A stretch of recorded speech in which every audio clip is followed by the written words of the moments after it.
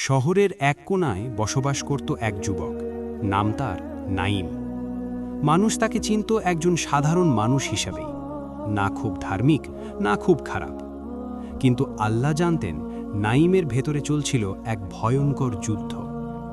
দিনের আলোয় সে ছিল ঠিকই, কিন্তু রাত নামলেই তার মোবাইল স্ক্রিনে খুলে যেত এমন দরজা, যে দরজা আল্লাহ অপছন্দ করেন। নাঈম জানত এগুলো গুনাহ। নামাজে দাঁড়ালে বুক কাঁপত, সিজদায় গেলে চোখ ভিজে যেত, কিন্তু তাও সে থামতে পারত না। সে নিজেকেই বলতো, শেষবার আল্লাহ, এইটাই শেষবার। কিন্তু শেষবার আর শেষ হতো না। একদিন ফজরের আজানের সময় নাঈম ঘুম ভাঙল বুক ধড়ফড় নিয়ে। অদ্ভুত এক স্বপ্ন দেখেছিল সে। স্বপ্নে দেখল একটা অন্ধকার ঘর, দেয়াল থেকে দেয়াল কালো। হঠাৎ একটি দরজা খুলল, আর ভেতর থেকে ভেসে এলো আগুনের তাপ। এক কণ্ঠ বলল, এটাই সেই দরজা যেটা তুমি নিজ হাতে খুলেছ। নাঈম ঘুম থেকে লাফিয়ে উঠল, ঘাম ভেজা শরীর, কাঁপা ঠোঁট। সে ফজরের নামাজ পড়ল, অনেক দিন পর মন দিয়ে। নামাজ শেষে সে কাঁদতে কাঁদতে বলল, হে আল্লাহ, আমি জানি আমি খারাপ, কিন্তু তুমি তো ক্ষমাশীল, আমাকে ছেড়ে দিও না। কয়েকদিন ভালোই চলল, কিন্তু শয়তান হাল ছাড়ে না। এক রাতে আবারও সে সেই গুনাহের দিকে এগোতে যাচ্ছিল। ঠিক তখনই তার ফোনে একটি কল এলো, অচেনা নম্বর। সে ধরল। ওপাশ থেকে ভাঙা কণ্ঠ, ভাই, একটু সাহায্য করবেন? আমার মা খুব অসুস্থ, হাসপাতালের বাইরে বসে আছি, একটু খাবারও নেই। নাঈম কিছুক্ষণ চুপ করে রইল। তার মন বলল, তুমি নিজেই তো ডুবে আছো, আরেকজনকে বাঁচাবে কিভাবে? কিন্তু হৃদয়ের ভেতর অন্য কিছু নড়ে উঠল। সে বলল, থাকুন, আমি আসছি। রাত 11টা। নাঈম বের হল।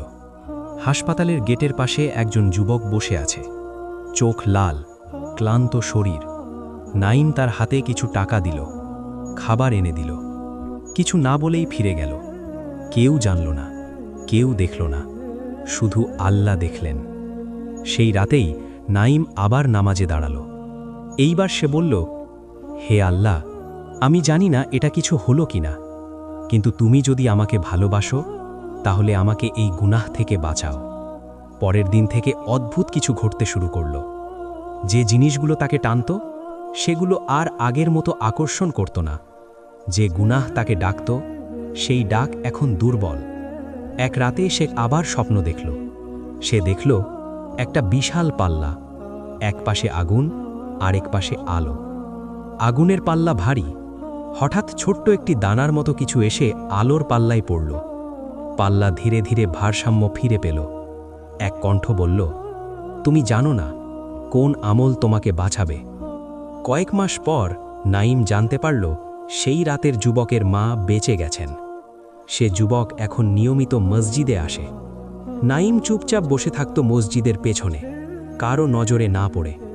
সে এখনও ফেরেশতা নয়, এখনও ভুল হয়, কিন্তু সে আর আগের নাঈম নয়। এক বৃদ্ধ আলেম একদিন তাকে বললেন, বাবা, গুনাহ মানুষকে ধ্বংস করে ঠিক, কিন্তু আল্লাহর রহমত গুনাহের চেয়েও বড়। নাঈম চোখ নামিয়ে বলল, হুজুর, আল্লাহ কি আমার মতো মানুষকেও ক্ষমা করতে পারেন? আলেম হেসে বললেন, যদি আল্লাহ তোমাকে ছাড়তে না চাইতেন, তাহলে আজ তুমি এখানে বসে থাকতে না। গল্প এখানেই শেষ নয়। এই গল্প শেষ হয় যখন আপনি সিদ্ধান্ত নেন, আজই কি আপনি আল্লাহর দিকে এক কদম যাবেন। কারণ আপনি জানেন না কোন ছোট্ট আমল, কোন অজানা দোয়া, কোন গোপন সাহায্য আপনাকে জাহান্নামের দরজা থেকে ফিরিয়ে দেবে।